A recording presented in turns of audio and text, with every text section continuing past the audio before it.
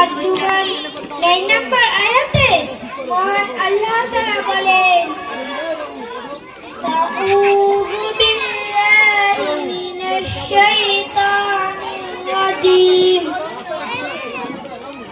বিসমিল্লাহির রাহমানির রহিম, কুল হাল ইয়াস্তাউইল্লাযীনা ইয়া'লামুনা ওয়াল্লাযীনা লা ইয়া'লামুন।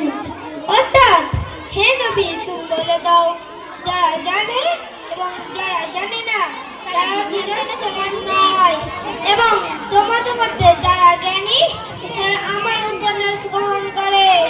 নবী করিম সাল্লাল্লাহু আলাইহি ওয়াসাল্লাম হাদিসের মধ্যে বলেছেন, যেমন তিরমিজি 2682 নম্বর হাদিসে, যা দিন শিক্ষার জন্য বাড়ি থেকে বের হয় আল্লাহ তাআলা তার চারাগাছকে সহজ করে দেন ওই জান্নাতের পথে চলতে থাকে, আর আল্লাহ তাআলা অসংখ্য ফেরেশতা তার চারাগাছে পাখা বিছিয়ে রাখে, আর অসংখ্য ফেরেশতারা তার জন্য দোয়া করে। অর্থাৎ আল কুরআন আর হাদিস থেকে প্রমাণিত হয় যে শিক্ষিত ও অশিক্ষিত কোনদিন সমান হতে পারে না। শিক্ষার অনেক মর্যাদা রয়েছে। ইংরেজিতে একটি প্রবাদ রয়েছে যে education is the most powerful weapon you can use to change the world. শিক্ষা হলো এমন একটা অস্ত্র যাতে আপনি সারা বিশ্বকে পরিবর্তন করতে পারেন। তাহলে আমরা এখন জানতে পারলাম যে পবিত্র কোরআন ও হাদিসে যে শিক্ষার কত গুরুত্ব ও কত মর্যাদা আছে। যেমন আকাশের মধ্যে লক্ষ লক্ষ তারার মাঝে একটি মাত্র চাঁদের মর্যাদা রয়েছে।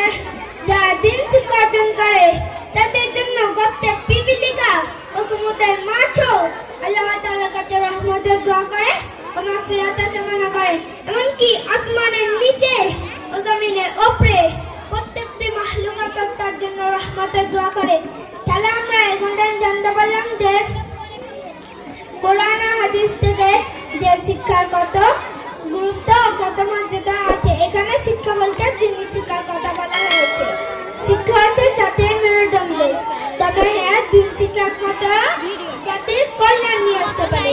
তাই আল্লাহ রাসূল সাল্লাল্লাহু আলাইহি ওয়াসাল্লাম হাদিসের মধ্যে বলেছেন, তালাবুল ইলমি ফারিদাতুন আলা কুল্লি মুসলিম। দিন শিক্ষা অর্জন করা পৃথিবীর প্রত্যেক মানুষের ফরজ।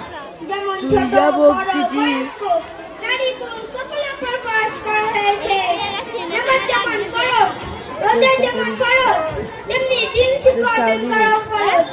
অবশেষে আমি আল্লাহ তাআলার কাছে দোয়া করি, আল্লাহ তাআলা যেন আমাদেরকে